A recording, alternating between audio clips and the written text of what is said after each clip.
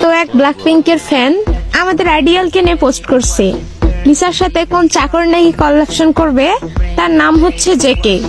ওহে চেলা, কে রাজা আর কে চাকর এটা পুরো কেপো ওয়ার্ল্ড জানে, তোমাদের নতুন করে কিছু বলতে লাগবে না।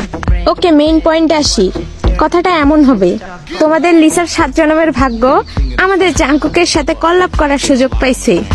তোমাদের কিছু কিছু কাণ্ড কারখানার জন্য তোমাদের আইডিয়ালরা আমাদের কাছে অপমানিত হয়।